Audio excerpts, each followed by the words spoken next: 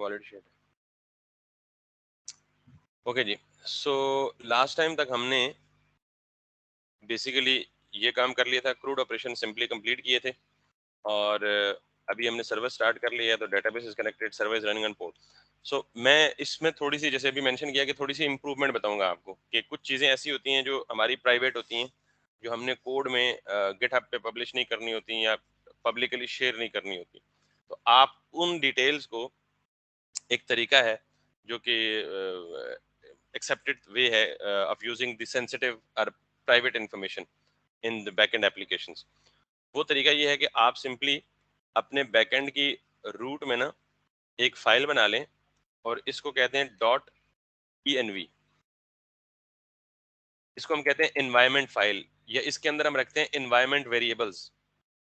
Environment variables का मतलब क्या है, अभी थोड़ी देर में आपको समझ आ जाएगा सिंपली। लेकिन एनवायरमेंट वेरिएबल्स क्या होते हैं, या एनवायरमेंट वेरिएबल्स में कौन सी इंफॉर्मेशन हम होल्ड करते हैं जो हमारे प्रोजेक्ट से रिलेटेड सेंसिटिव इंफॉर्मेशन होती है, जो हम पब्लिकली शेयर नहीं करना चाहते। मिसाल के तौर पे पासवर्ड हो गया, कोई इनक्रिप्शन कीज हो गई, कोई इनक्रिप्शन या डिक्रिप्शन की हो गई, जैसे भाई हमारे डेटाबेस की यूआरएल्स हो गई। ठीक है, मिसाल के तौर पे अभी अगर आप देखें कि ये मेरी डेटाबेस की यूआरएल है, तो ये यूआरएल पब्लिकली एक्सपोज हो सकती है, किसी भी बंदे के पास मेरा कोड है तो उसे पता लग सकता है कि मेरा डेटाबेस किस यूआरएल पे होस्टेड है, हालांकि ये पब्लिकली एक्सपोज नहीं होनी चाहिए। ठीक है, एनीवेज, इसी तरह ये पोर्ट है, सर्वर के अंदर आप जाएं तो आपके सर्वर के अंदर ये पोर्ट है, ये वाली किधर गई पोर्ट, ये पोर्ट है। अब मिसाल देता हूं मैं कि ये जो पोर्ट है, ये आपके इस बैकएंड के प्रोजेक्ट में 20 जगहों पे इस्तेमाल हो रही है। तो आपने ये एप्लीकेशन आप अपने सिस्टम पे रन की, तो आपके सिस्टम पे पोर्ट कन्फ्लिक्ट आ गया। जब पोर्ट कन्फ्लिक्ट आया, तो आप क्या 20 जगह ढूंढेंगे जहां जहां पोर्ट यूज हुई है, वहां जाके उसे चेंज करेंगे? That's going to be a headache. होना तो ये चाहिए कि ये किसी एक सेंट्रलाइज्ड लोकेशन पे डिक्लेयर्ड होनी चाहिए पोर्ट, और हर जगह पे वो वेरिएबल नेम यूज होना चाहिए कि जब आप आपको अगर ये पोर्ट चेंज भी करनी पड़े, तो आप सिर्फ एक जगह पे जाके चेंज करें, तमाम जगहों पे वो चेंज ऑटोमेटिकली क्या हो जानी चाहिए, रिफ्लेक्ट हो जानी चाहिए। Same is the case of database URL. मिसाल के तौर पे आपकी ये डेटाबेस यूआरएल है, और आपका बैकएंड का प्रोजेक्ट बहुत बड़ा है, और ये डेटाबेस यूआरएल आपने इसी तरह 6 या 7 जगहों पे यूज की हुई है कहीं। ठीक, तो आप ये बेहतर है कि आप उन सारी, यानी अगर लेट्स सपोज फ्यूचर में आप अभी लोकल डेटाबेस रन कर रहे हैं, आज ही मैं थोड़ा सा ये भी बताऊंगा, इसको मैं लाइव ऑनलाइन क्लाउड पे कैसे करते हैं ये भी आज बताता हूँ, कि अगर आप डेटाबेस को क्लाउड पे शिफ्ट कर रहे हो, तो फिर आपको लोकल यूआरएल तो नहीं देना, फिर आपको किसका यूआरएल देना है, क्लाउड का यूआरएल देना है। तो फिर आप जब यूआरएल चेंज करोगे, तो लेट्स सपोज आपके प्रोजेक्ट में 6 जगह डेटाबेस का ये यूआरएल यूज हुआ है, तो आपको हर जगह ढूंढ के इंडिविजुअली जाके यूआरएल को क्या करना पड़ेगा, रिप्लेस करना पड़ेगा। तो हम ये सारी चीजों को उठा के कहाँ रखते हैं, एक सेंट्रल फाइल में इन्वायरमेंट वेरिएबल्स के तौर पर रख लेते हैं, ताकि जब भी हमें अगर कुछ चेंज करना पड़े, या हमारा प्रोजेक्ट, या हमने किसी से प्रोजेक्ट की फाइल शेयर करनी हो, तो हमारी ये सेंसिटिव इन्फॉर्मेशन, हम उसे एक फाइल को छोड़ के बाकी सारा कुछ शेयर कर दें। या दूसरी चीज, अगर हमें वो चेंज भी करनी हो एनवायरमेंट वेरिएबल, तो हम एक ही जगह पे चेंज करें, तो सारे प्रोजेक्ट में ऑटोमेटिकली क्या हो जाए, चेंज हो जाए। तो ये हम एक पहला छोटा सा टॉपिक है, इसको कर लेते हैं, क्योंकि ये बार बार हम इसको इस्तेमाल कर रहे होंगे। तो सबसे पहली बात ये कि ये जो ENV देखा है ना आपने, इस ENV में जो वेरिएबल्स लिखते हैं आप, वो की वैल्यू, मतलब पेयर में लिखते हैं। की वैल्यू पेयर, तो खैर आप इसको एग्जैक्ट नहीं कह सकते, लेकिन हम यहाँ पे कॉन्स्टेंट्स लिखते हैं। मिसाल के तौर पे मैं आपको जरा एग्जांपल देता हूँ, ज्यादा क्लियर हो जाएगा। मैं इसको कहता हूँ जी DB URL, URI कह लें, इक्वल्स टू, और इस सारे को आप कट करें, और इसको आप यहाँ पे लें। क्लियर होगी बात? तो ये आपका क्या बन गया, एक एनवायरमेंट वेरिएबल। DB URI क्या बन गया, एक एनवायरमेंट वेरिएबल, और उसके साथ यानी राइट साइड पे ने ये वैल्यू दे दी, ये असाइन कर दी। तो नॉर्मली जब कैपिटल में कुछ भी लिखते हैं ना, तो ये कन्वेंशन है कि हम ये कांस्टेंट लिख रहे होते हैं। क्लियर? दूसरी बात, अगर हम सर्वर पे जाएं, तो यहाँ पे पोर्ट लिखने के बजाय मैं इस पोर्ट को कहाँ कर लूँ, यहाँ से मैंने डिलीट कर दी पोर्ट, तो यहाँ से भी फिलहाल मैंने डिलीट कर दी, और ऑब्वियसली यहाँ से भी डिलीट कर दी। ये पोर्ट कहाँ पे लिखूंगा, .env फाइल में आके नीचे आके पोर्ट विच इज 5000। क्लियर होगी बात? अब मैं ये चाहता हूं कि मैं ये चीज, यानी ये अब जाहिर है मुझे पोर्ट यहाँ भी तो मेंशन करनी है, तो मैं .env फाइल में जो चीज भी एंटर की हुई है उसको उठा के अपने प्रोजेक्ट की फाइल में यूज कैसे करूंगा? ठीक, ये एक क्वेश्चन। अच्छा, ये तो अभी बड़ी दो माइनर सी एंट्रीज है ना, अंडरस्टैंडिंग के लिए बड़ी अच्छी है कि आपको समझ आ जाएगी। ये फाइल फ्यूचर में बहुत बड़ी होने वाली है, इनफैक्ट बड़ी नहीं भी होने वाली, एटलीस्ट 8-10 एंट्रीज इसमें होनी है, कीज वगैरह करनी है, कोई एबीसी XYZ बहुत कुछ इसमें अब अगला टास्क ये है कि हमने ये कांस्टेंट उठाने और अपनी एप्लीकेशन में यूज करने जहां जहां रिक्वायर्ड है। उसके लिए या इस .env की फाइल को पिक करने के लिए हमारे पास एक पैकेज मौजूद है .env। ये npm का पैकेज है। You need to install this. पहले पर्पस पता लग गया कि इसका पर्पस क्या है, और फिर आप सेकंड नंबर पे आप इधर आए, env को आपने कॉपी किया और इसको आप क्या करें, यहाँ पे इंस्टॉल कर लें। ऑब्वियसली ये क्रैश कर रही है बिकॉज अभी हमने पोर्ट भी हटा दिया और डीबी यूआरएल, तो ये इसका मतलब फिर क्लियर है ना ये क्यों आया है, बताए? हमने यहाँ से पोर्ट भी हटा दिए और हमने डीबी का यूआरएल भी हटा दिए, तो ये ना इसको पोर्ट मिल रही है ना इसको डीबी का यूआरएल मिल रहा है, तो ये कनेक्ट नहीं कर पा रहा। तो अगर आपका यही एरर है तो इसका मतलब आप डीबी का यूआरएल गलत दे रहे हो या पोर्ट गलत दे रहे हो या आपके कनेक्शन एस्टेब्लिश होने में।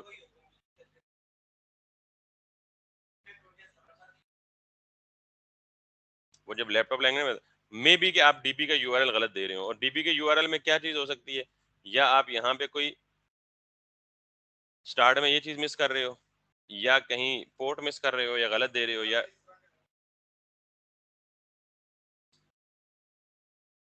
ये फोल्डर नेम गलत दे रहे हो।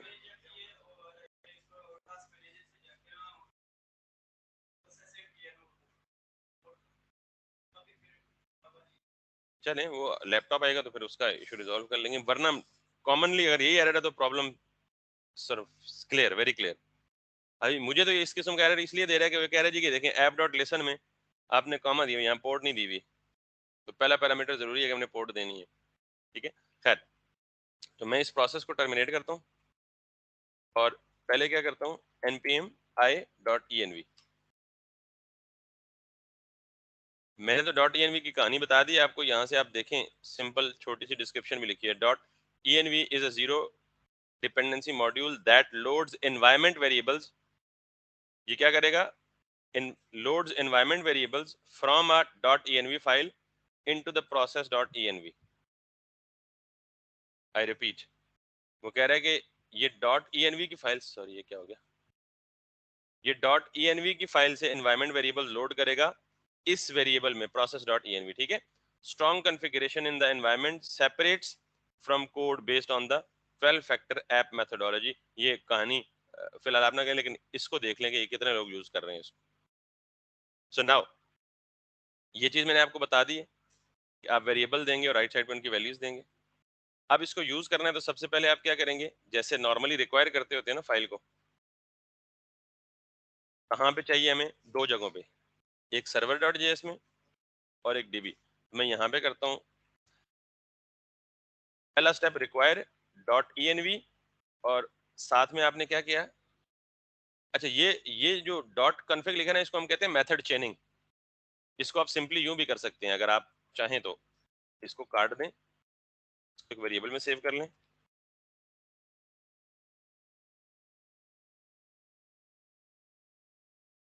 और फिर यहाँ आके .env या ये कर लें। ये इसी का शॉर्टकट तरीका ये है कि बजाय वेरिएबल्स में सेव करने के और फिर फंक्शन कॉल करने के, आप क्या कर लें, मेथड चेनिंग कर लें, विच इज द सिंपलर, सादा वे। आप सिंपली ये, बल्कि ये .env रखा है, इसी के साथ आप क्या कर लें, डॉट config। क्लियर? अब द नेक्स्ट स्टेप इज, इसने किया हुआ ना कंसोल लॉग process.env, हम ये process.env नहीं करेंगे, हम अपनी मर्जी का जो मैं तरीका आपको बताऊंगा कि अपने क्या करना है उसके साथ, वो आपने करना है। अच्छा, एक चीज तो इसने हमें यहाँ बता दी स्टार्ट में कि ये .env में जितने भी एनवायरमेंट वेरिएबल्स होंगे उनको उठा के किस में रख देगा, process.env में। तो अब ये जो काम हुआ है ना, मैं यहाँ पे आके बजाय डेटाबेस के यूआरएल लाइव देने के मैं यहाँ पे क्या लिखूंगा, process.env। ये क्या करेगा, env की फाइल में से सारे एनवायरमेंट वेरिएबल उठा के कहाँ रख देगा, प्रोसेस डॉट। तो मुझे सारे तो नहीं चाहिए, मुझे इस वक्त क्या चाहिए, सिर्फ डीबी यूआरएल। तो मैं इसको उठाऊंगा और डॉट ये कर दूंगा। अब बजाय मुझे यहाँ हार्ड कोड करने के, ये सिंपली ऑटोमेटिकली वहां से क्या पिक कर लेगा, डेटाबेस यूआरएल। प्रोसेस की फाइल तो है ही नहीं ना, उसने हमें कहीं बताया प्रोसेस की फाइल, उसने सिंपली कहा कि .env की फाइल से process.env के वेरिएबल, इसे वेरिएबल समझे, ऑब्जेक्ट समझे, ये सारा कुछ उठा के इसमें अवेलेबल कर देगा। ये कौन करेगा, .env का पैकेज, हमें ये एज इट इज मिलेगा। क्लियर। अब यही काम मुझे करना है किधर, सर्वर के अंदर। तो what I will be doing is, इसको भी यहाँ करूंगा यूं, और फिर जहाँ पोर्ट इस्तेमाल करनी है उसको भी क्या कर लूंगा, process dot env dot what port. Clear. और अगर ये चाहिए आपको तो यहाँ भी आप इसको एज इट इज कर लें, ताकि हमें डिस्प्ले हो गया किस पोर्ट पर चल रहा है हमारा project.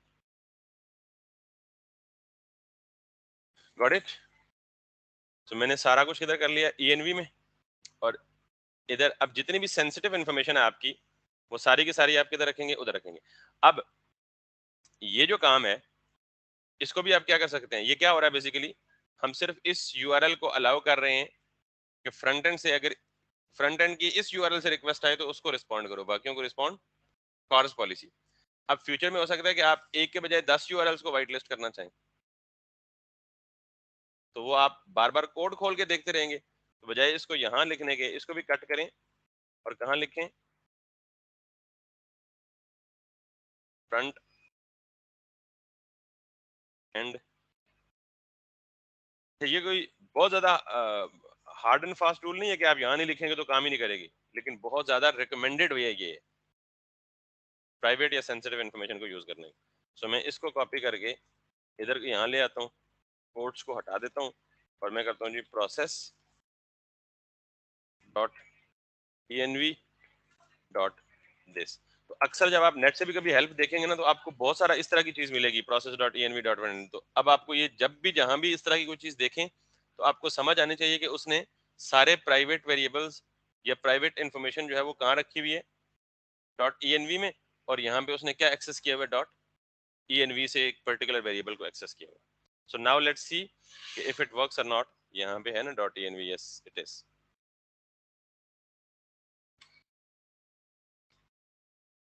It is working back normally. तो अब जो बात हमारी शुरू हुई थी वो यहाँ से हुई थी कि गिट इग्नोर। अब आप नॉर्मली सारे प्रोजेक्ट की फाइल को अगर वो कर भी देना अपलोड, तो आप ये नहीं चाहेंगे कभी, लेट्स सपोज हमने डेटाबेस का पासवर्ड रखा होता, अभी हमने डेटाबेस का पासवर्ड नहीं रखा, लेकिन जब हम लाइव रिमोट यूआरएल से लिंक करेंगे इसको, तो फिर हमें क्या देना पड़ेगा, डेटाबेस का पासवर्ड भी देना पड़ेगा, यूजर नेम भी बदल। ये इन्फॉर्मेशन बड़ी सेंसिटिव होती है, ये हम पब्लिकली नॉर्मली शेयर, किसी को कोड अगर शेयर करना भी हो तो हम डेटाबेस की डिटेल शेयर नहीं करते। तो हम वो सारी चीजें, अब इस डॉट env में सारा कुछ आ चुका है। तो अब हम यहाँ जाएंगे गिट इग्नोर में और कहेंगे कि नोड मॉड्यूल के साथ और किसको इग्नोर करो, डॉट env को।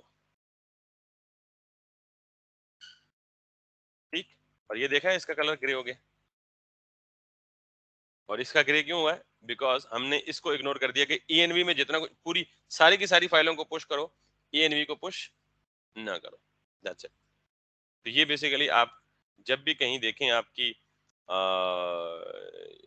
इस तरह की चीज प्रोसेस डॉट env,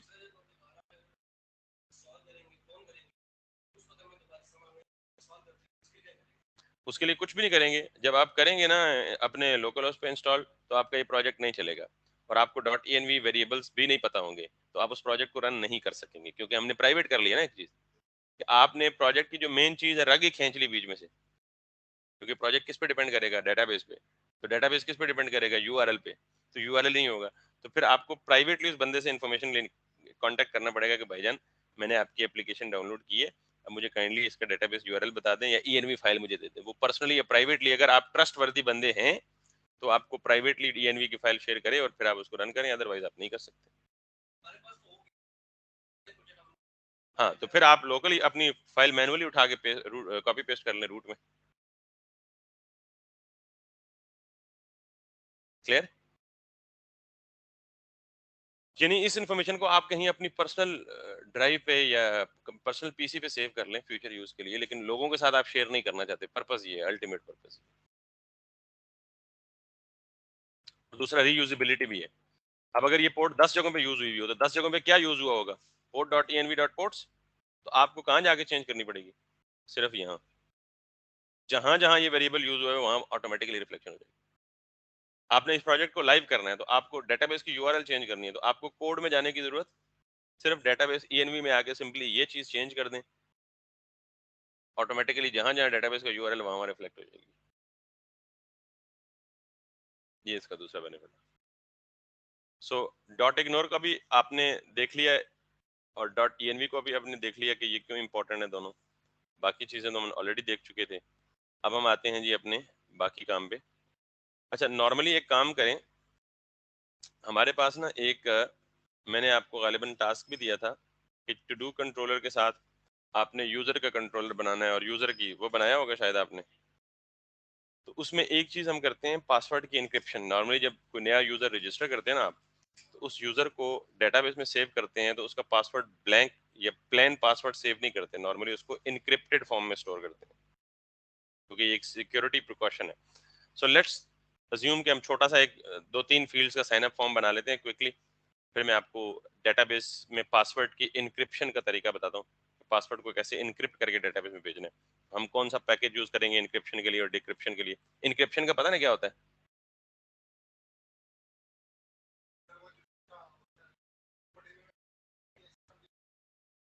नहीं, इनक्रिप्ट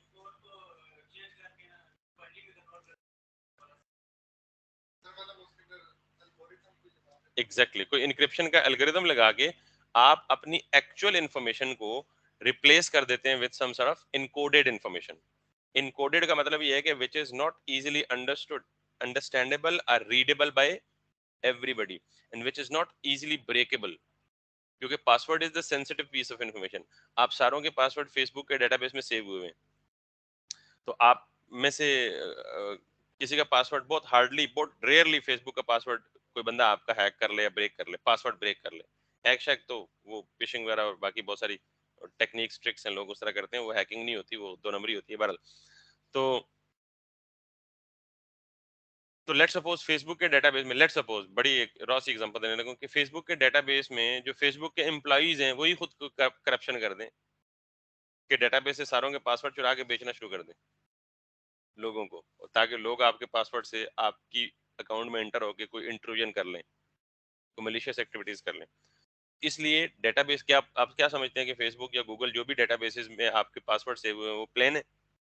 प्लेन पासवर्ड तो इजीली रीडेबल है, तो अब क्या करते हैं, जब भी आप पासवर्ड एंटर करते हैं तो आप प्लेन पासवर्ड एंटर करते हैं, लेकिन बैकएंड पे आपकी जो एप्लीकेशन है वो उन पासवर्ड्स को क्या कर देती है, इनक्रिप्ट करके सेव करती है, ताकि अगर डेटाबेस तक कोई बंदा पहुंच भी जाए और उसको आपका पासवर्ड मिल भी जाए, तो वो इतना स्ट्रांगली इनक्रिप्टेड होना चाहिए कि उसको डिक्रिप्ट कोई ना कर सके। Making sense? Now let's assume कि we are going to have a little one more schema, and that is user schema dot js। और इस स्कीमा को जब एक दफा आपने स्कीमा बना लिया तो बस मजीद कुछ करने की खास जरूरत नहीं है। कॉपी मारें, पेस्ट मारें, डू आ गया इधर, डू आ गया इधर, और इसको मैं कर दूं जी, this is some sort of user schema, और इसको भी क्या कहते हैं आप, यूजर, और यहाँ भी क्या कहते हैं आप, यूजर। तो जो मैं यहाँ सिंगुलर लिखूंगा डेटाबेस में जाके क्या बन जाएगा, प्लूरल नाम की खुद कलेक्शन क्रिएट हो जाएगी, ठीक है। सो एक्सपोर्ट किसको कर दूं, user, so that I can use it outside this file. यहाँ पे क्या कर दूं जी, user name that needs to be string, और इसको कह दें जी आप ईमेल, और इसको कह दें आप password. 3 fields are good enough because हम जस्ट एक चीज सिमुलेट करना चाह रहे हैं, पासवर्ड की, इंक्रिप्शन की। ओके, नेक्स्ट काम जो है वो हमने ये करना है कि राउट बनाने और कंट्रोलर्स बनाने, ठीक है। सो मैं यहाँ पे जाता हूँ, great, that needs to be string as well. अगला काम हमने करना है, राउट में जाना है, और इसको हम क्या कहते हैं, यूजर राउट्स डॉट जेएस, और इसमें भी आप वही काम करें, दोबारा लिखने की जरूरत नहीं है, control all, control C, control V, require express यही रहेगा, राउटर यही रहेगा, ये चेंज हो जाएगा, ठीक, क्योंकि हमें इसमें टू-डूज कंट्रोलर से तो कुछ नहीं चाहिए ना, हमने इसका यूजर का कंट्रोलर बनाना है, उसको इंपोर्ट कर लेंगे। इसके बाद यहाँ भी यूजर, यहाँ यूजर, यहाँ, यहाँ, यहाँ, यहाँ,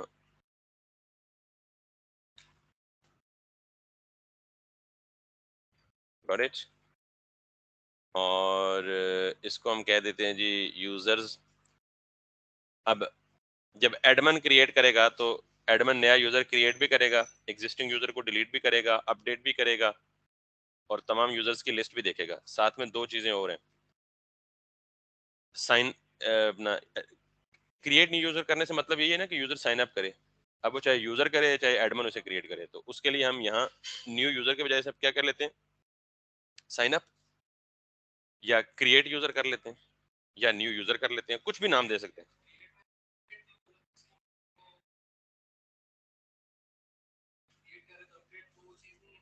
नहीं, अपडेट का मतलब तो ये कि ऑलरेडी क्रिएटेड, आप लेट सपोज आपने फेसबुक का अकाउंट है, आपका ऑलरेडी क्रिएटेड है, आपको कल ये कहते हैं जी कि आप अपना फेसबुक के अकाउंट में लॉगिन होकर अपना पासवर्ड अपडेट करें, ऑलरेडी क्रिएटेड होगा तो आप अपडेट करेंगे ना, अपडेट और क्रिएट सेम चीज तो नहीं है। सो मैं कर देता हूँ जी यूजर स्लैश क्रिएट, और एक चीज और मुझे चाहिए, और वो क्या चाहिए, एक राउट और चाहिए, and that needs to be slash user slash login, ठीक है। सो यहाँ पे मैं क्या करता हूँ जी, क्रिएट के बजाय क्या करता हूँ,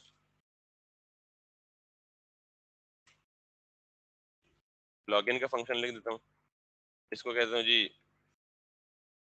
क्रिएट यूजर कर देते हैं, बिल्कुल, इसको कर देते हैं हम get all users, get user by ID,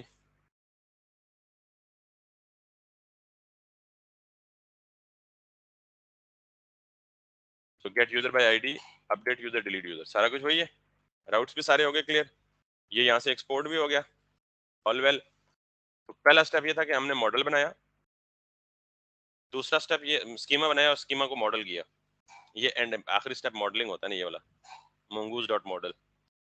दूसरा स्टेप क्या किया हमने, राउट बनाया यूजर का, ये राउट्स बनाए, एक से ज्यादा राउट्स है, और इनको एक्सपोर्ट किया। स्टेप 3 क्या है, कंट्रोलर बनाना है, और कंट्रोलर को फिर हमने लिंक करना है किसके साथ, राउट के साथ, या राउट्स के साथ।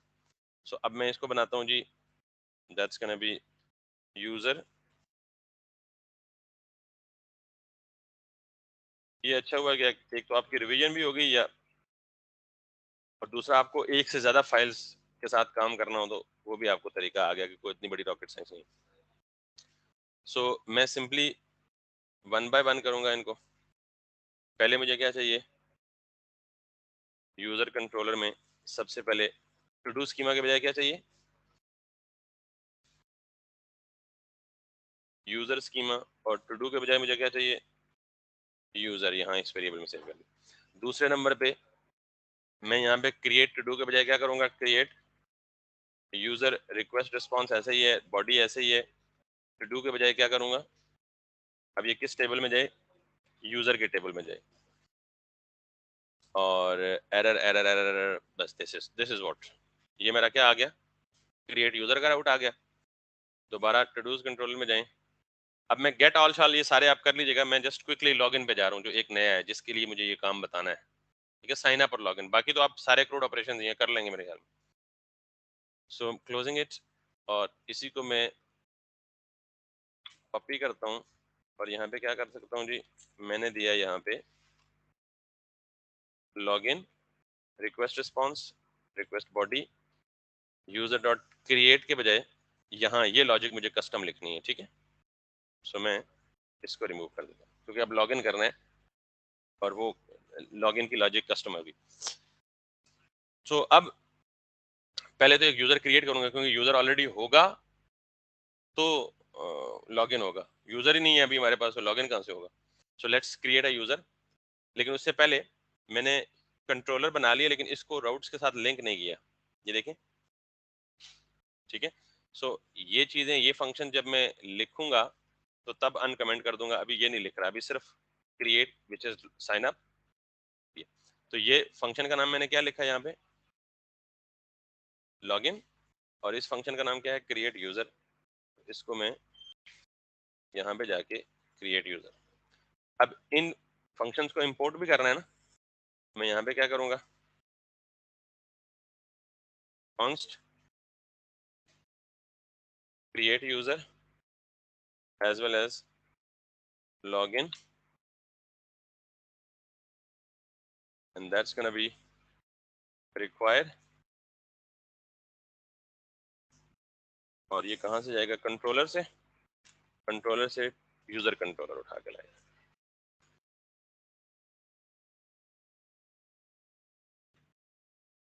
Make sense. अब आखिरी स्टेप रह गया, पहला स्टेप स्कीमा क्रिएट करके उसे मॉडल करना, दूसरा स्टेप राउट बनाना, तीसरा स्टेप कंट्रोलर्स बनाना और कंट्रोलर राउट को आपस में लिंक करना। इनका कोई ऑर्डर नहीं है, आप पहले कंट्रोलर बनाएं बाद में ये किसी भी ऑर्डर में हो सकते हैं, ठीक है। लेकिन आखिरी स्टेप ये है कि ठीक है ये सारा कुछ बन गया है, इसकी माउंटिंग नहीं की हमने, इसकी माउंटिंग नहीं की, तो माउंटिंग कैसे करते हैं, सर्वर पे जाएं, ये अभी तक सिर्फ किसकी माउंटिंग हुई हुई है, टू डू के राउट्स की। तो मैं क्या करूंगा, यहाँ पे इसी को कॉपी करूंगा, API/v1 ऐसे ही रखूंगा और यहाँ पे टू डू राउट्स की बजाय क्या दे दूंगा, यूजर राउट्स। लेकिन ये यूजर राउट्स मुझे यहाँ इंपोर्ट भी करने पड़ेंगे ऑब्वियसली, ठीक है। तो ये टू डू राउट्स कहाँ पे हैं, ये आप इसी को कॉपी करें और इसको सॉरी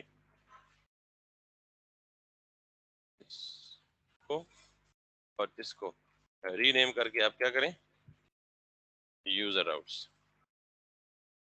मेक सेंस, राती जागदा ने, काउंटिंग भी होगी।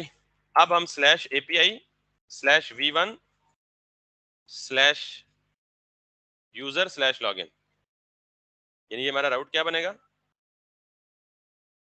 /API/v1/user/login।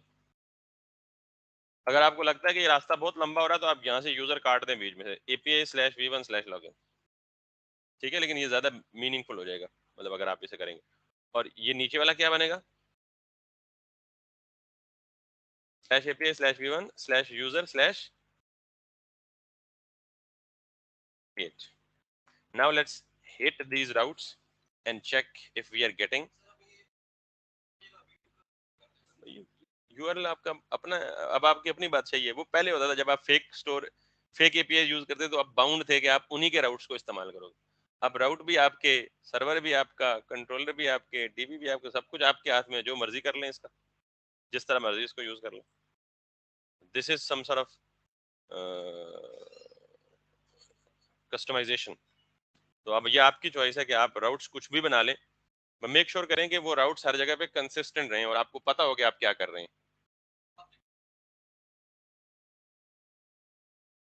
हाँ, वो मैंने इसलिए कहा था कि लेट सपोज एक ये डिसीजन मेकिंग की बात है ना, एक कंपनी है जिसने एक एपीआई बनाई हुई है, और उसने एपीआई में मतलब सारी कंप्लीट हो गई है। अब फ्यूचर में 2 साल बाद 4 साल बाद उसकी रिक्वायरमेंट कुछ बढ़ जाती है, वो कुछ मॉडिफिकेशन होती है, तो वो कहता है यार कि अब सब कॉन्फ्लिक्ट में है।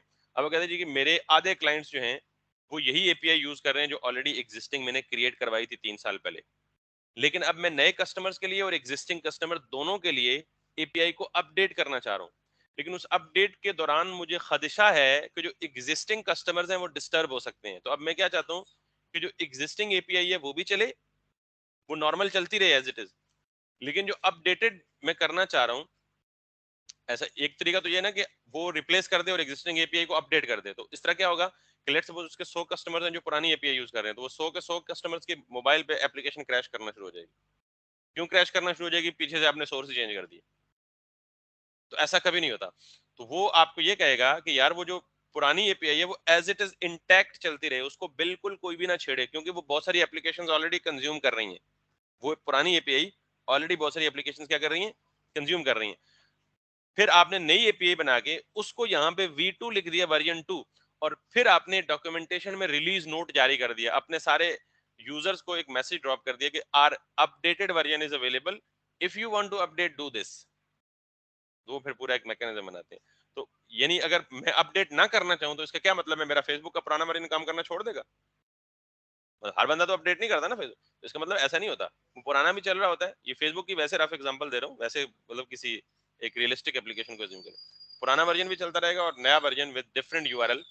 मतलब एक V1 से V2 कर दिया तो पूरा यूआरएल ही चेंज हो गया ना, पूरा एंड पॉइंट ही चेंज हो गया, क्योंकि एक V1 का मतलब ये कि पूरा पाथ चेंज कर रहे हैं। ठीक है ना? So that's it. अब मैं अगर दोबारा पोस्टमैन पे जाऊंगा और इस पोस्टमैन पे जाके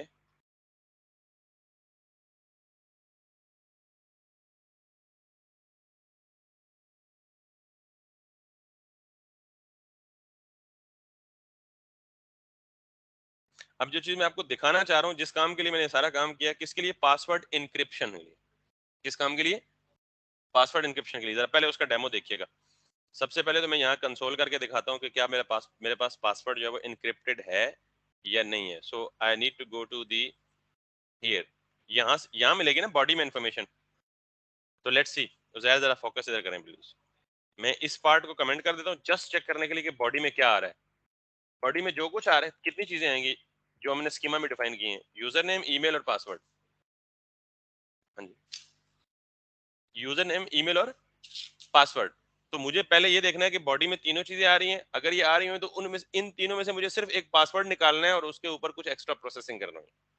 सो लेट्स सी। पहले मैं इसको कंसोल करके देखता हूँ,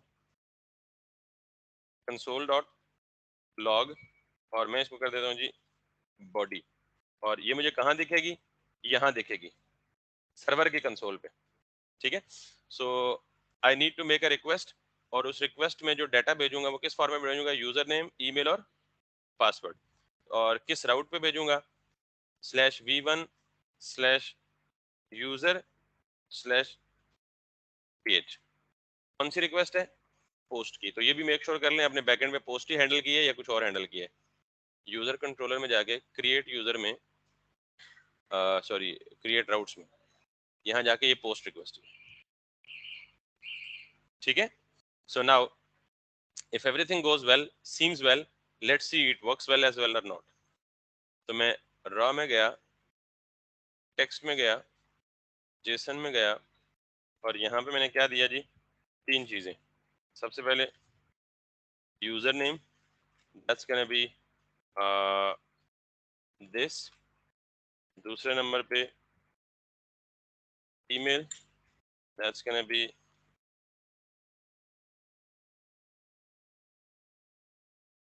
दिस। तीसरे नंबर पे password, that's gonna be 1 2 3 this। ठीक। So if I hit this, यहाँ पे कुछ नहीं आएगा, ये रिक्वेस्ट हॉल्ट ही रहेगी क्योंकि हमने रिस्पॉन्स नहीं दिया। लेकिन यहाँ पे कुछ आएगा, user name, email and password. ये किस वजह से आ रहा है? बिकॉज हमने सर्वर पे यहाँ पे आके बॉडी को लॉग किया हुआ। अब ये देखें कि अगर मैं ये चीज अनकमेंट कर दूं तो ये डायरेक्ट ये तीनों चीजें जाके कहां से हो जाएंगी? डेटाबेस में। और डेटा, अच्छा ये कर दे, देख लें पहले ये समझ आ गई पहले यहाँ तक क्या मिल रहा है हमें। इसको मैं अब अनकमेंट करता हूँ, सर्वर रिस्टार्ट हो गया। अब दोबारा मैं इस रिक्वेस्ट को भेजता हूँ और ये अब message record has been saved. उसकी वजह क्या, मैंने रिक्वेस्ट को टर्मिनेट कर दिया रिस्पॉन्स सेंड करके। आपको पता है ना, रिक्वेस्ट रिस्पॉन्स साइकिल कंप्लीट तब होता है जब रिक्वेस्ट को रिस्पॉन्स मिलता है। जब रिस्पॉन्स नहीं मिलता तो वो हॉल्ट रहती है रिक्वेस्ट, और कुछ टाइम के बाद रिक्वेस्ट टाइम आउट आ जाता है। रिक्वेस्ट टाइम आउट का मतलब क्या होता है, आपने अक्सर देखा होगा नॉर्मल रियल लाइफ में भी वेब एप्लीकेशन यूज करते हुए, कि अगर एक खास टाइम तक सर्वर रिस्पॉन्ड ना करे तो वेब पेज क्या मैसेज देता है, रिक्वेस्ट टाइम आउट। ठीक है, एनीवेज, तो अब ये डेटाबेस में गई होनी चाहिए, डेटाबेस में गया होना चाहिए ना एक यूजर का रिकॉर्ड। यूजर की कलेक्शन भी क्रिएट हो जानी चाहिए ऑटोमेटिकली। So let's see. और फिर ये देखिएगा कि डेटाबेस में ये प्लेन पासवर्ड गया है, हालांकि हमें कभी भी डेटाबेस में प्लेन पासवर्ड यूज करना recommended, this is not the best way. So let me go to the, यही था हमारा टू भी। यूजर्स की कलेक्शन क्रिएट हो गई और हमने उधर यूजर दिया था, इधर क्या आ गई यूजर्स, और ये पासवर्ड मेरा प्लेन में सेव है, तो ये तो इनसिक्योर है। अब जिस बात के लिए काम शुरू किया था उस बात की तरफ आते हैं। इसका मतलब हमें सारी इन्फॉर्मेशन कहाँ मिल रही है, बॉडी के अंदर। अगर मुझे बॉडी के अंदर से यूजर नेम चाहिए तो ये ऑब्जेक्ट है ना, बॉडी ऑब्जेक्ट है, तो बॉडी डॉट क्या करूंगा, यूजर नेम करूंगा, ऐसे ही है। अगर मुझे ईमेल चाहिए तो बॉडी डॉट ईमेल करूंगा, और अगर मुझे पासवर्ड चाहिए तो मैं बॉडी डॉट पासवर्ड करूंगा। अब ये तो काम आपको पता लग गया। अब मैं इस बॉडी में से ये तीनों चीजें निकाल के अलग अलग कर लेता हूँ, फिर बताऊंगा क्यों। Const user name body dot, मेरे को मसला, मैंने सिंपली बॉडी से यूजर नेम निकाला और यूजर नेम के वेरिएबल में सेव कर दिया।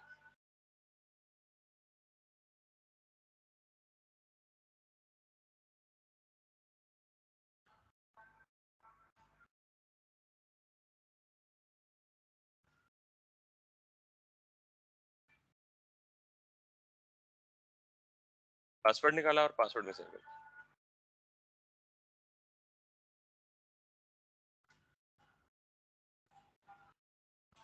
अजान हो जाए तो कंटिन्यू करते हैं, अजान के बाद कंटिन्यू करते हैं। अल्लाह।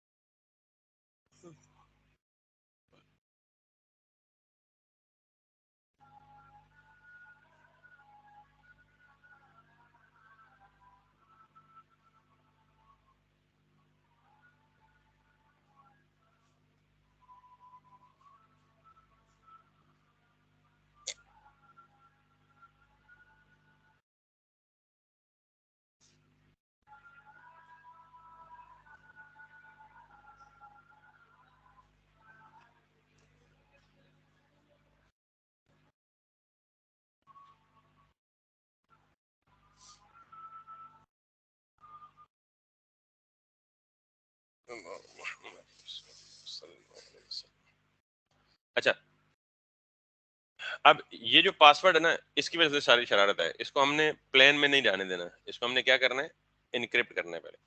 तो पासवर्ड इनक्रिप्शन के लिए जो हम लाइब्रेरी यूज करेंगे, वैसे बहुत सारे ऑप्शंस हैं, लेकिन मैं जो यूज करता हूँ वो है डिक्रिप्ट जेएस।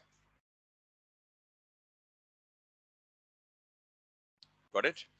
और इसको यूज करने की एक फेयरली गुड जस्टिफिकेशन भी है। हम मतलब इस चीज से थोड़ा सा इंस्पायर होते हैं कि अगर ये पब्लिकली यूज भी होता है बहुत ज्यादा। सो बिक्रिप्ट के लिए सब सिंपली सारे स्टेप्स आप जब भी नोड से कुछ डाउनलोड करेंगे ना कुछ चीज, तो आपको सारे स्टेप्स यहाँ पे वो मेंशन कर रहा होगा।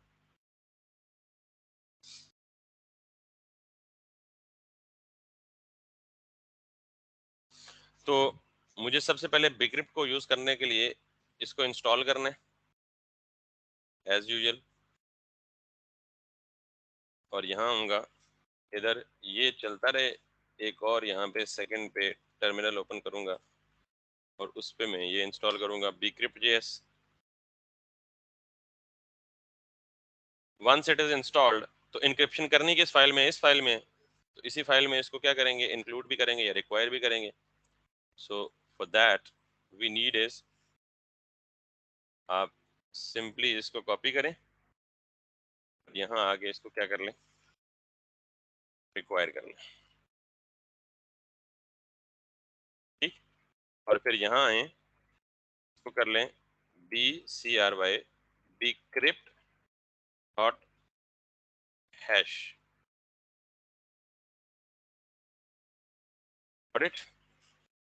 ये पहला पैरामीटर क्या लेता है, स्ट्रिंग, जो आपका पासवर्ड है स्ट्रिंग का, जो ऊपर हमने ले लिया है बॉडी से।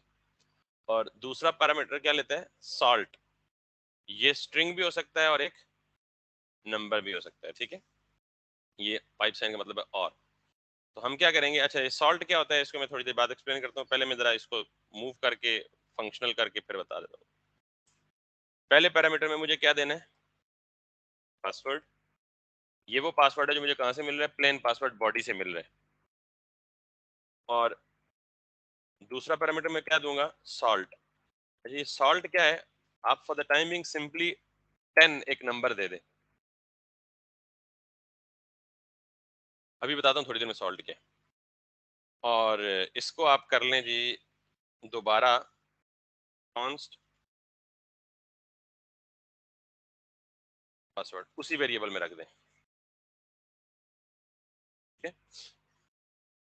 अब दो अपना उसके variables with the same name नहीं हो सकते, तो आप क्या करें पता है, इस पासवर्ड को उठाएं, इसको यहाँ से डिलीट कर दें, ये कर दें, प्लेन पासवर्ड लिया और उसको bcrypt डॉट हैश, bcrypt का फंक्शन या bcrypt डॉट हैश का फंक्शन अवेलेबल है किसमें, ये bcrypt मैंने ये वाला इस्तेमाल किया है जो अपना वेरिएबल नेम रखा। और ये मैंने कहाँ से लिया, ये भी मैंने यहीं से लिया है। सिंपली आप थोड़ा सा नीचे आएंगे ना, तो ये आपको तरीका बताएगा, तरीका वारदात, और ये वाला है वो तरीका वारदात, bcrypt डॉट हैश। पहला आप उसने प्लेन पासवर्ड दिया, दूसरा उसने सॉल्ट दिया, और तीसरा कॉल बैक फंक्शन दिया। ये तीसरा कॉल बैक फंक्शन ऑप्शनल है, ठीक है। ये क्या है, to hash a password. Hash क्या होता है, प्लेन स्ट्रिंग को इनक्रिप्ट करने के बाद जो रिजल्टेंट स्ट्रिंग मिलती है वो क्या होती है, उसे हम हैश बोलते हैं। आई रिपीट, एक प्लेन स्ट्रिंग थी ना पासवर्ड जो यूजर ने दी थी 1 2 3 4 5 6 7 8 9 10, हमने उसको bcrypt डॉट हैश के फंक्शन में पास किया, तो हमें रिटर्न में क्या मिलेगा, एक इनक्रिप्टेड स्ट्रिंग, उसको हम क्या बोलेंगे, hash. Clear?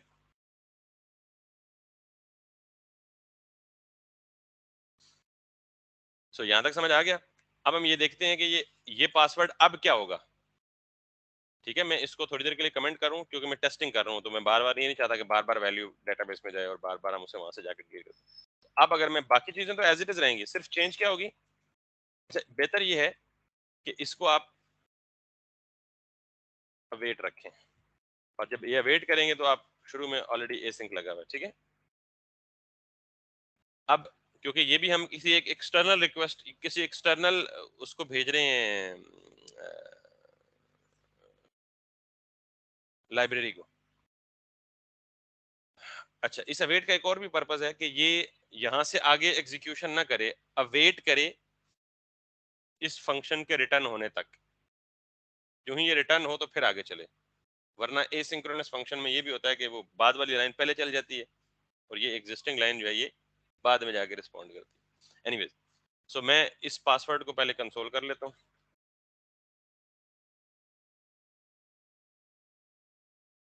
That's it.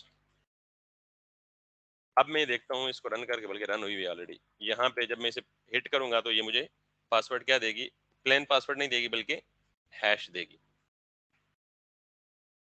So let's make it 1 2 3 4 5 6 7 8 9. This is the plain password. ठीक है?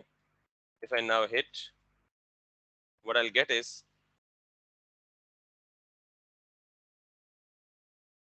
and this is a very strong password. अब ये जो salt मैंने इस्तेमाल किया ना, ये क्या है? ये जो सेकंड पैरामीटर है इसको हम क्या कहते हैं? Salt. इस salt को जनरेट करने के दो तीन तरीके हैं। एक तरीका तो ये है कि आपने कोई नंबर दे दिया, 8 या 10 नॉर्मली दिया जाता है। इसका मतलब ये है कि आप अपनी मर्जी से 10 लेंथ की रैंडम स्ट्रिंग डाल दो। मैं हैश को क्या कह रहा हूँ, हैश फंक्शन को क्या कह रहा हूँ कि एक स्ट्रिंग जिसकी लेंथ 10 हो वो मेरे पासवर्ड के साथ क्या कर दो, मिला दो। ठीक, उससे होता क्या है, आपका पासवर्ड है 1 2 3 4 5 6 7 9 8, ये आपके पासवर्ड को इनक्रिप्ट करता है और साथ में जो सॉल्ट दिया होता है इस स्ट्रिंग को आपके पासवर्ड के साथ कंबाइन या ज्वाइन करता है फॉर फर्दर स्ट्रेंथनिंग इट, और फिर जाके ये डेटाबेस में सेव करता है। तो ये सॉल्ट का पर्पस ये है। इस सॉल्ट को आप यूं भी कर सकते हैं, अगर आप थोड़ा सा मजीद कॉम्प्लिकेटेड की तरफ या मजीद कॉम्प्लेक्स या स्ट्रॉन्ग पासवर्ड जाना चाहते हैं तो आप बी सॉरी यहाँ पे कहीं था जनरेट सॉल्ट का फंक्शन ये था कि आप पहले क्या करें, bcrypt dot generate salt sync और इसको 10 दें और फिर आपको ये पता लग जाएगा कि सॉल्ट में क्या है, उसने सॉल्ट क्या जनरेट करके दी है। यानी अभी मैंने कहा ना 10 लिख दिया, तो मैंने कहा ये इंटरनली खुद ही 10 लेंथ की एक स्ट्रिंग को मेरे पासवर्ड के साथ क्या करेगा, कंबाइन कर देगा। अगर आप देखना चाहते हैं कि वो सॉल्ट क्या है तो आप इस तरह से कर लें। ठीक,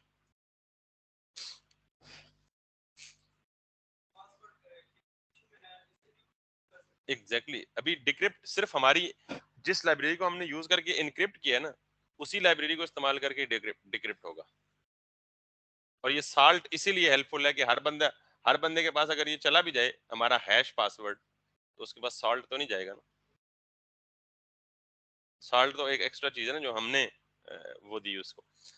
एनीवेज, जब हम कंपेयर करेंगे तो कंपैरिजन में भी हम फिर देखेंगे कि हम वो क्या कर सकते हैं उसको। हम खुद डिक्रिप्ट करेंगे लेकिन यूजिंग सेम लाइब्रेरी, और जब सेम लाइब्रेरी होगी तो ऑब्वियसली जो साल्ट शाल्ट इसी ने यूज किया हो तो इसको पता होगा कि क्या साल्ट यूज हुआ।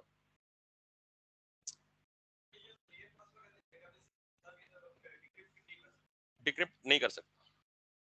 ठीक है, अच्छा इसकी सारी डिटेल अगर पढ़नी हो ना आपने तो आप, ये बड़ा अच्छा सवाल किया आपने और ये पता भी होना चाहिए आपको, ये पता होना चाहिए कि bcrypt जेएस एल्गोरिथम कौन सा यूज करती है।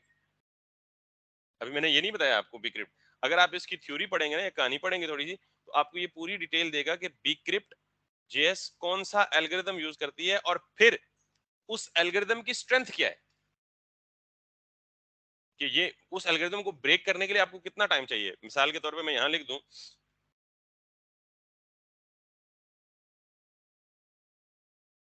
bcrypt जेएस एल्गोरिथम, अब ये आपको बताएगा कौन सा एल्गोरिथम यूज करता है। ठीक है, अंडरस्टैंडिंग हुई। अब ये पूरा आर्टिकल इस बंदे ने लिखा हुआ है, आप इसकी ऑफिशियल वेबसाइट पे चले इस आर्टिकल को पढ़ लें। जैसे रफली नजर आ रहा है कि ये SHA-2 SHA-2 ये SHA-3 फैमिली यूज करता है। हाउएवर ऑन द डिजाइन, अब आप जाके इस SHA-2 को या SHA-3 को डिस्कस करें। अब bcrypt जेएस एक जेएस की लाइब्रेरी है, ये पासवर्ड को इनक्रिप्ट करती है लेकिन इनक्रिप्शन के लिए यूज क्या करती है, कोई ना कोई एल्गोरिथम। वो एल्गोरिथम कौन से यूज करती है, बिल फज हम सपोज कर लेते हैं, आई एम नॉट श्योर, ये पूरा आर्टिकल पढ़ेंगे तो आपको पता लगेगा। SHA-3, अब SHA-3 एल्गोरिथम कितना स्ट्रांग है उसके लिए आप फिर शॉ एल्गोरिथम को स्टडी करेंगे, फिर आपको पता चलेगा कितना स्ट्रांग है और इसको ब्रेक करने के लिए कितनी एफर्ट्स रिक्वायर्ड है। ये सारी कहानी जो है वो आप, ये बेसिकली क्रिप्टोग्राफी एक वो है सब्जेक्ट है पूरा जिसमें ये सारे एल्गोरिथम्स और इनकी एन्क्रिप्शन और डिक्रिप्शन और पब्लिक की प्राइवेट की मैकेनिज्म्स ये सारे उसमें डिस्कस होते हैं. So since we are not in fact here for discussing that. हमें जावास्क्रिप्ट ये पैकेजेस क्या करते हैं, इन्होंने इंटरनली वो सारी इंप्लीमेंटेशन करके हमें बिल सिंपली ये किस फॉर्म में दिए होते हैं, फंक्शंस की फॉर्म में. तो हम उन फंक्शंस को यूज कर लेते हैं. बिकॉज बीइंग अ प्रोग्रामर आपका ये काम नहीं है कि आप जाके एल्गोरिथम्स और सिक्योरिटीज और ये सारी प्रोटेक्शंस को चेक करें. हाँ, अनटिल एंड अनलेस आप जिस सॉफ्टवेयर हाउस में हो उसमें आपको कोई बता दें कि आपने ये एल्गोरिथम यूज करना है, तो फिर हो सकता है आप किसी दूसरी लाइब्रेरी पे स्विच करें. लेकिन जिस भी लाइब्रेरी को यूज करेंगे उस लाइब्रेरी ने आपको क्या दिया होगा, बिल्ट इन फंक्शंस दिए होंगे. इंटरनली उस लाइब्रेरी में क्या इंप्लीमेंट करना है, ये क्या किया है, आप उसको स्टडी कर सकते हैं बकायदा, and then you can get to know about it. अब हम क्या करेंगे कि since we have encrypted our password, अब ये जो हम कर रहे थे ना यूजर डॉट क्रिएट, उसमें पूरी बॉडी पास कर रहे थे, हम पूरी बॉडी तो भी पास कर सकते हैं. अब हम क्या करेंगे, हम नया ऑब्जेक्ट बनाएंगे, क्योंकि बॉडी के जो बॉडी में ऑब्जेक्ट आया था उसको तो हमने क्या कर दिया, मॉडिफाई कर दिया ना. बॉडी में तो प्लेन ऑब्जेक्ट आया था, तो हमने उसमें से एक प्रॉपर्टी पासवर्ड की निकाली और उसको क्या कर दिया, हैश कर दिया. तो अब बॉडी को तो डेटाबेस में नहीं भेज सकते, तो अब हम इसमें चेंज करेंगे. Let me uncomment it, but before it मुझे यहाँ पे एक नया ऑब्जेक्ट बनाना है. तो ऑब्जेक्ट बनाना कोई मुश्किल है. Const new OBJ equals to this. आप सिंपली यूजर नेम को रख दें यूजर नेम ही. ईमेल भी नो चेंज है तो इसे भी आप क्या रख दें, ईमेल. पासवर्ड में आप क्या रख दें, दिस पासवर्ड. समझिए बात. बिकॉज इस पासवर्ड में अब क्या है, हैश्ड पासवर्ड. और अब ये सारा ऑब्जेक्ट किसमें सेव होगा, न्यू ओबीजे में. और क्रिएट में क्या कर लें, या न्यू ओबीजे के बजाय मीनिंगफुल नेम रख लें, न्यू यूजर. इसको उठा के न्यू यूजर कर लें.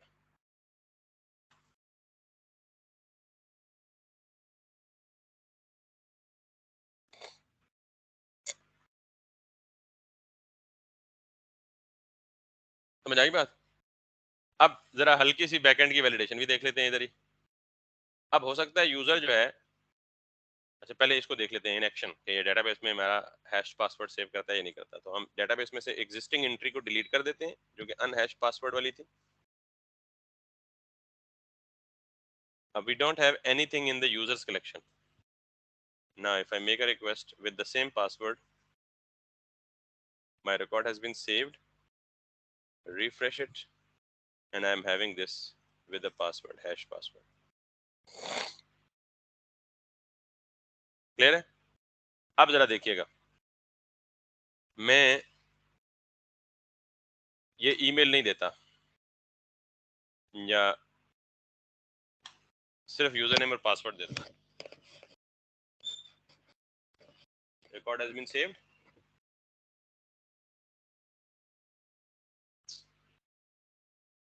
ईमेल है ही नहीं, विच इज प्रॉब्लमेटिक. हमें तो ईमेल चाहिए, मैंडेटरी रखनी है. अब बिलफर्ज आप यूजर नेम भी नहीं देते.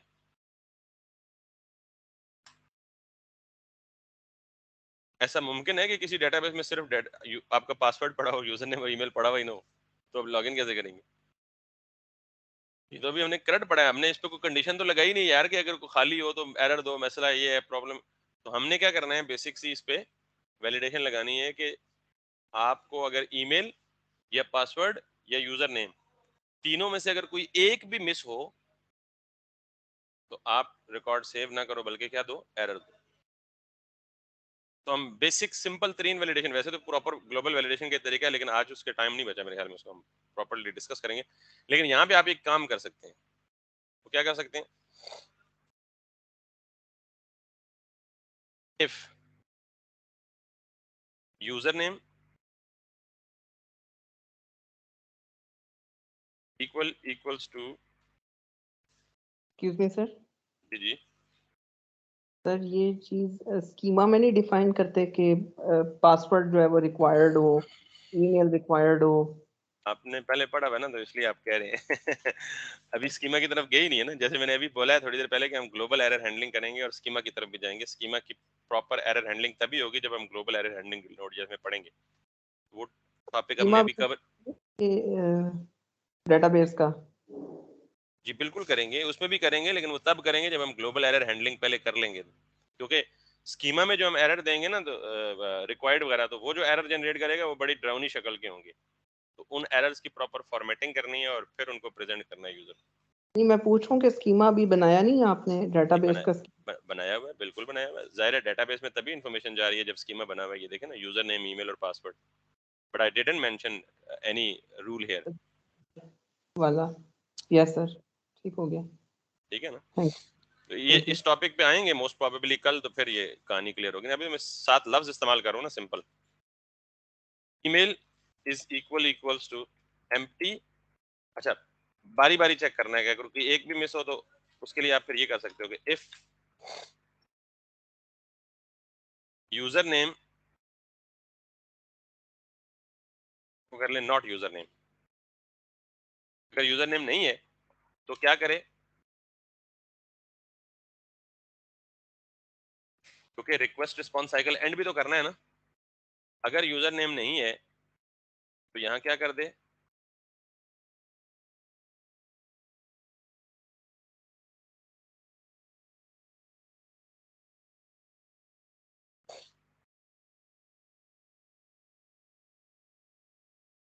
Got it?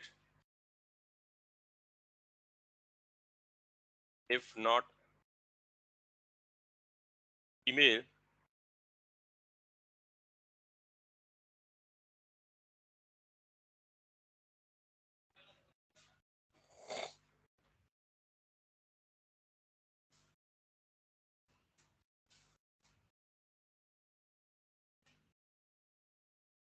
सेंस, हर केस में रिस्पॉन्स वापस जाएगा।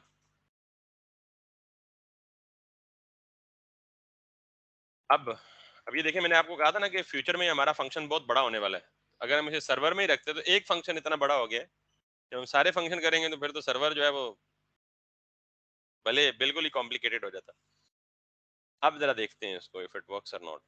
दो के सिंपल वैलिडेशन है, हम इस पे काम करेंगे, वैलिडेशन पे हम मजीद काम करेंगे बहुत सारा। कंट्रोल जी, कंट्रोल जी। अब अगर मैं सबके साथ जाऊंगा तो it won't be having any issue. वो कह रहा है ईमेल इज रिक्वायर्ड, क्यों? कि email is still missing.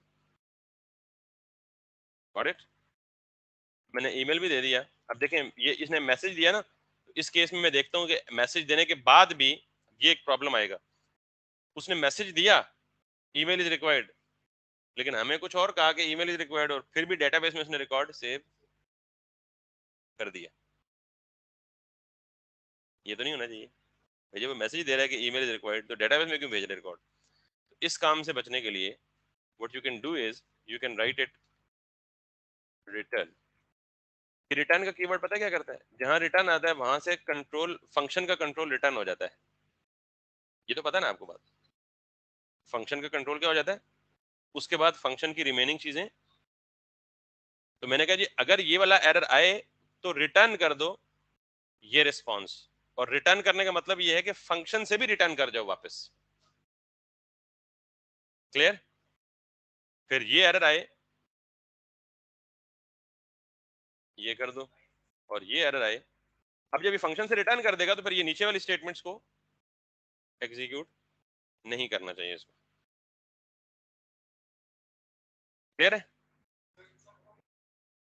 Sorry, whatsoever.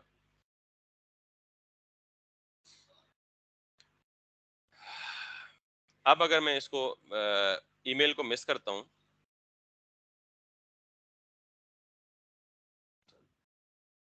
और इसको डिलीट कर देता हूं और दोबारा देखता हूं कि खाली ईमेल के साथ मैसेज तो दे रहा था, डेटाबेस में रिकॉर्ड भी भेज रहा था, तो अब डेटाबेस में रिकॉर्ड नहीं भेजना चाहिए उसको। Let's do it again. Still कह रहा है ईमेल इज रिक्वायर्ड, और अगर हम यहां जाएं, it is not coming here. Normally ये बेसिक लोग बिगिनिंग में ये मिस्टेक कर रहे होते हैं, फिर देख होते हैं यार ये एरर भी आ रहा है और वो वापस भी नहीं जा रहा। अब अगर लेट सपोज ईमेल में देता हूं, ये मैसेज रेलेवेंट दिया है ना, ईमेल इज रिक्वायर्ड। अब मैं ईमेल देता हूं लेकिन पासवर्ड नहीं देता। अब फिर कोई मस्ती हुई है, रिकॉर्ड हैज बीन सेव्ड, इसका मतलब ये हुआ ये पासवर्ड कहाँ से आया और उसने क्यों सेव किया। उसने उसको एम्प्टी स्ट्रिंग मिली और उसने एम्प्टी स्ट्रिंग को सॉल्ट करके पासवर्ड के तौर पे दे दिया। एम्प्टी स्ट्रिंग और सॉल्ट, देखें हुआ क्या कि मेरे पासवर्ड क्या है, एम्प्टी है, लेकिन इस पासवर्ड के साथ मैंने क्या बताया, क्या लगेगा, सॉल्ट भी लगेगा। तो ये जो आपको दिख रहा है ये क्या हो सकता है, माइट भी, क्योंकि हमने पासवर्ड तो नहीं दिया, माइट भी। एक और दफा टेस्ट कर लेते हैं इसको।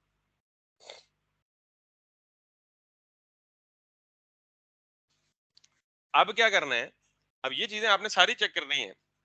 एसक्यूए पूरी टीम बैठी होती है सॉफ्टवेयर क्वालिटी एश्योरेंस की, जो आपकी ये चीजें चेक कर रही है। अब आपने क्या करना है, इफ नॉट पासवर्ड,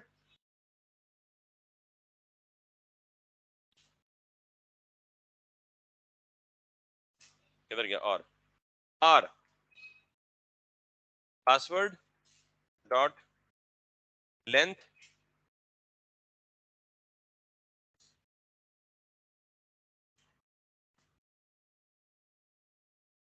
इसको भी नोट कर लो। या अगर आप अलग से मेरा, ये तरीका तब होगा तब दोनों चीजें यहां देंगे, password is required and should be at least 3 characters या 4 कैरेक्टर्स लॉन्ग। आप इसको भी मेंशन कर लें कि इफ नॉट की जगह password dot length is less than 6। तो ये करेंगे तो दोनों मैसेजेस एक ही में देने पड़ेंगे, password is required and it should be at least 6 characters. अगर आप वो भी अलग मैसेज देना चाहते हैं तो इस और को हटा के एक और कंडीशन बना लें।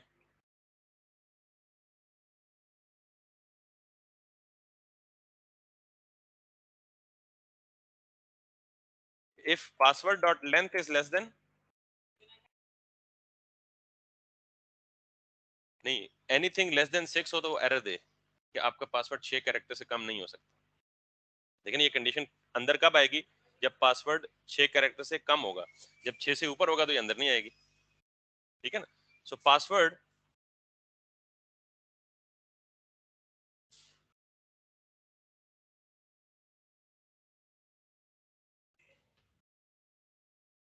सिक्स कैरेक्टर्स, ये सारे काम जैसे अब्दुल्ला ऑनलाइन जो है उन्होंने बताया कि ये हम डेटाबेस के स्कीमा में भी स्पेसिफाई कर सकते हैं, और कर सकते हैं, और ज्यादा इजी है वो। लेकिन उसमें डिफाइन करेंगे तो फिर हमें एरर की एक बड़ी ड्राउनी सी शक्ल मिलेगी। तो पहले हम उस एरर की फॉर्मेटिंग सीखेंगे, उसकी ग्लोबल एरर हैंडलिंग सीखेंगे, तो फिर हम ये काम वहां करेंगे अल्टीमेटली। लेकिन एटलीस्ट आपके पास ये तरीका मैनुअल भी होना चाहिए, कहीं आप फंसे हैं तो आपको पता होना चाहिए कि यार एक चीज को करने के एक से ज्यादा तरीके क्या है। एनीवेज, अब मैं जरा देखता हूँ खाली पासवर्ड छोड़ के कि ये करता है या नहीं करता है। सो let me do this, do this, do this again, और if I now go back with an empty password, so I should have, why it is,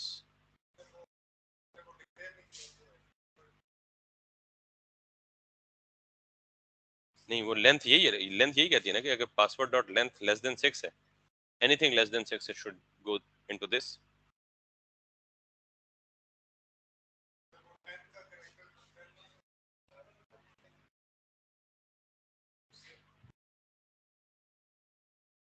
नहीं, उसमें भी हम इस पासवर्ड में क्या आ रहा है, where is this password, oops,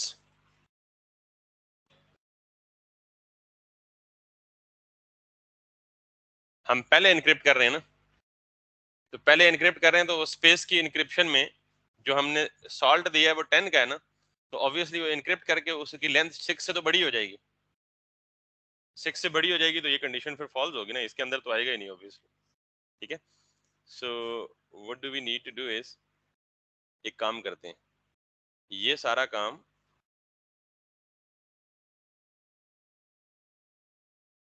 इधर करते हैं, और इधर बजाय इसके यूजर नेम के इधर हम कर लेते हैं बॉडी डॉट।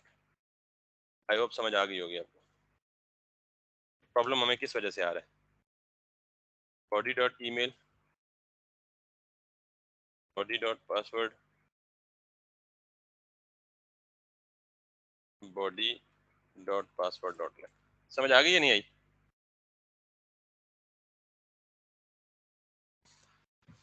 जब ये ऊपर था ना, सिर्फ इस लाइन की वजह से मसला था, तो हम पासवर्ड खाली भी देते थे ना, तो ये इनक्रिप्शन पहले हो जाती थी, कंडीशन बाद में चेक होती थी। तो जब पहले इनक्रिप्शन हो जाती थी तो इस पासवर्ड की लेंथ 6 से बड़ी हो जाती थी, क्योंकि हैश स्ट्रिंग आ रही है ना इसमें।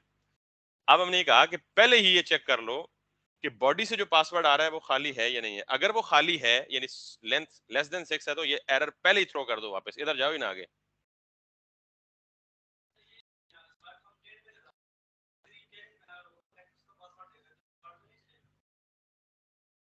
साल्ट का उससे ताल्लुक नहीं है भाई। ये इस केस में ये प्रॉब्लम तो स्ट्रिंग की लेंथ की वजह से आ रहा है ना, कि सॉल्ट की लेंथ 10 है, ये 10, इवन सॉल्ट की लेंथ भी 10 नहीं है, वो एम्प्टी स्पेस को और सॉल्ट को मिक्स करके उससे भी बड़ा पासवर्ड जनरेट कर रहा है।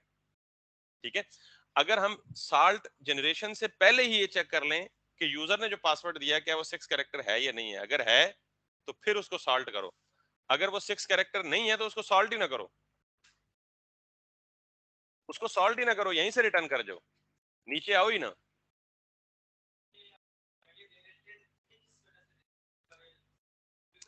आप नहीं, आपकी सिक्योरिटी कितनी तगड़ी होनी चाहिए।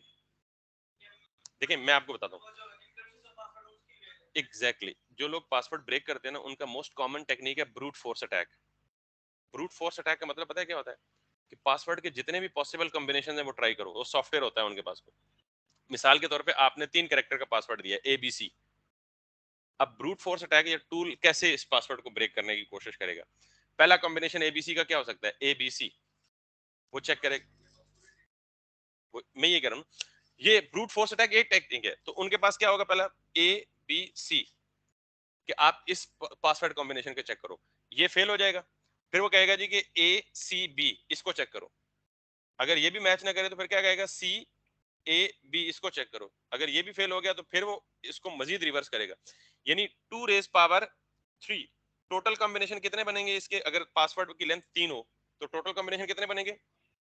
अब मुझे ये बताएं कि ये 8 कॉम्बिनेशन को गैस करना मुश्किल है? आसान है ना, 2 मिनट नहीं लगेंगे। लेकिन अगर ये हो जाए 2⁻10, जितनी लेंथ होगी, कॉम्बिनेशन कैसे चेक होंगे? 2⁻दैट मच, तो 2⁻10 का मतलब पता है क्या? कितने कॉम्बिनेशन?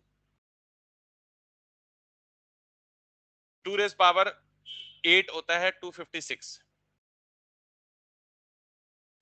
2⁻9 होता है कि 2 को 9 टाइम्स मल्टीप्लाई करें, ऐसे ही है, और 2⁻10 होता है तो इसका मतलब ये 2 को 10 टाइम्स मल्टीप्लाई करें, यानी 2 multiply by 2 multiply by 2 multiply by 2, how long it goes I don't know, but तो 10 का मतलब ये है कि आपको इतनी, मतलब आप लेवल ऑफ डिफिकल्टी डिफाइन कर रहे हो, ज्यादा बड़ा सॉल्ट होने का मतलब पासवर्ड गेसिंग उतनी मुश्किल होगी।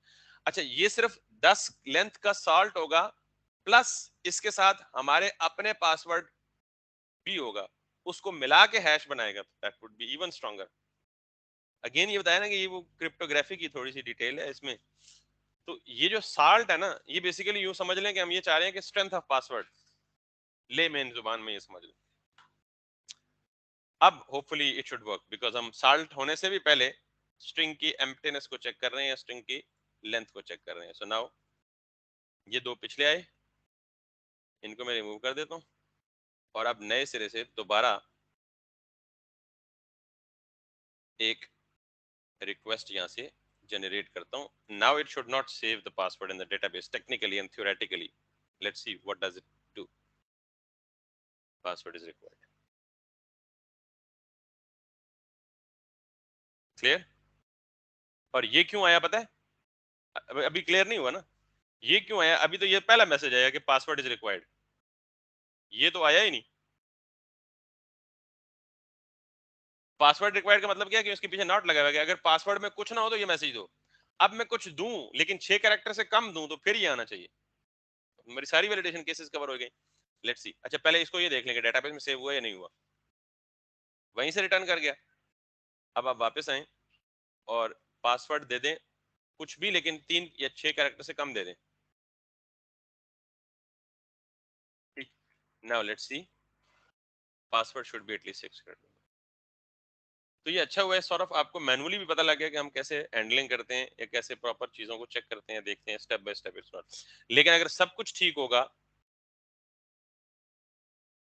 तो नाउ, अच्छा पहले ये देख लेते हैं कि इसने पहले सेव किया है उसको या नहीं किया, वहीं से रिटर्न कर गया था। अब वापस आएंगे और अभी रिक्वेस्ट भेजी ही नहीं ना 6 पे, वो रिक्वेस्ट से पहले चेक करा था, रिक्वेस्ट तो अभी भेजूंगा। अब मैं इसको भेजूंगा तो उसने कहा रिकॉर्ड हैज बीन सेव्ड, और अब ये सेव होगा और अब प्रॉपर सब कुछ। ये थी हमारी बेसिक वैलिडेशन और बेसिक डेटाबेस पासवर्ड इंक्रिप्शन। हम इसको मजीद थोड़ा सा आगे लेके चलेंगे और स्कीमा में कैसे वैलिडेशन कर सकते हैं और बाकी चीज़ों को कैसे देख सकते हैं, but I think it's a good way in fact that we have login still is remaining, but at least you are now familiar कि आप, अच्छा यही वैलिडेशन आप जब टू डू सिंपल क्रिएट कर रहे होते हैं, ये वैलिडेशन हर जगह रिक्वायर्ड होती है क्योंकि अननेसेसरी और अनवांटेड डाटा को आपने अपने डेटाबेस में एंटर होने से प्रिवेंट करना होता है। तो इसलिए जहां भी यूजर से डाटा लेना होता है आपने वहां पे वैलिडेशन करनी होती है। So that's pretty much it. सारा कुछ यहाँ कर सकते हैं, नहीं, दो तरीके हैं, ये डिपेंड करता है, या तो आप फ्रंट एंड में वैलिडेशन कर लें तो फिर मोस्टली बैकएंड में कुछ लोग कहते हैं जरूरत नहीं होती, या आप बैकएंड में वैलिडेशन कर लें तो फिर फ्रंट एंड की जरूरत नहीं होगी, या आप दोनों में कर लें तो बहुत ही तगड़ा काम हो जाएगा। अगर किसी तरह फ्रंट एंड की वैलिडेशन से कोई बंदा बाईपास कर जाता है तो फिर बैकएंड में आके फंस जाएगा, तो मजीद प्रोटेक्शन होगी। ये आपकी चॉइस है या आपकी रिक्वायरमेंट है, जो भी आपको कंपनी या क्लाइंट प्रोजेक्ट देगा या जो भी प्रोजेक्ट मैनेजर हो। मैं तो ये ज्यादा रिकमेंड करता हूँ दोनों करें, बैकएंड की भी और फ्रंट एंड की भी, ताकि किसी पासों इंट्रूडर्स को डेटाबेस तक पहुंचने का मौका ना मिले। So that's pretty much it for today. If any question from the online students, आज एक ही हैं, बाकी शायद उनको रोजा लगा हुआ है, वो they are not there. तो Abdullah you will be satisfied इंशाल्लाह। अभी हम एरर हैंडलिंग का टॉपिक पढ़ेंगे most सर मेरा एक probably। क्वेश्चन जी जी वो जी इससे रिलेटेड तो नहीं है बट थोड़ा बहुत इससे रिलेटेड भी है, कह सकती हैं। हाँ हाँ, बोल दें जल्दी से। सर असल में मैं FIP पे काम कर रहा हूँ, ठीक है। अच्छा ग्रेट। और मुझे कहा गया कि उसमें वेब एप्लीकेशन भी है, उसमें मोबाइल एप्लीकेशन भी बनानी ठीक है। ठीक। तो मैं सोच रहा था मर्न स्टैक के कॉम्बिनेशन के साथ जाऊंगा वेब में, लेकिन मर्न उन्होंने कहा कि आपने डेटाबेस जो लगानी है, यूज करनी है, वो कोई रिलेशनल डेटाबेस होनी चाहिए। तो Postgres is the best one. Postgres के साथ मुझे जोड़ना नहीं आता, कॉम्बिनेशन करना नहीं आता, पोस्टग्रेस पे ना कभी काम किया है। तो मैं बैकएंड की लैंग्वेज पहले चेंज कर रहा था PHP, लेकिन PHP भी मुझे नहीं आती। तो मैं अब यार ये कमाल कि हो नोड, गया, आपने अगर ये पूरा सीखा है तो इस पे कोई भी डेटाबेस रिलेशनल हो नॉन रिलेशनल हो कुछ भी आप अटैच कर सकते हो। You are just one video away. Postgres की एक वीडियो देखो, how to connect Postgres with Node js application, और आपको सिर्फ एक यूआरएल देना पड़ेगा, ट्रस्ट मी, सिर्फ एक यूआरएल। और अगर MySQL सिंपल जो XAMPP सर्वर के थ्रू हम किया करते थे वो कर नहीं। सकते हैं, बिल्कुल कर सकते हैं, बिल्कुल कर सकते हैं। आपको सिर्फ बेटा यहाँ आके एक लॉजिक चेंज करनी पड़ेगी। जैसे ये मोंगूस कनेक्ट है ना, तो मैं जी जी। आपको चलो क्लियर हिंट बता देता हूँ, आपकी ज्यादा आसानी हो जाएगी। हम ये कर रहे हैं ODM use, object document mapper. तो जो आपका पोस्टग्रेस होगा उसके लिए यूज होगा ORM, ऑब्जेक्ट रिलेशन मैपर। जी जी। Let me do that. इसको आप आज ही कर सकते हो एक दिन में यार, ये कौन सी बड़ी रॉकेट साइंस है, क्या जरूरत है पूरी बैकएंड की लैंग्वेज चेंज करने की, पागल हो गया क्या। नहीं सर, मैं नोड में ही नोड के साथ ही चला जाता हूँ। पोस्टग्रेस मतलब मैं रिकमेंडेशन दे रहा हूँ, बाकी आपकी मर्जी, ठीक है ना। जी जी। नहीं, मैं रिलेशनल डेटाबेस SQL सोच रहा हूँ कि उसके साथ चला ये जाऊँ। देखें, feature rich ORM for the modern TypeScript, और बल्कि टाइप और PostgreSQL।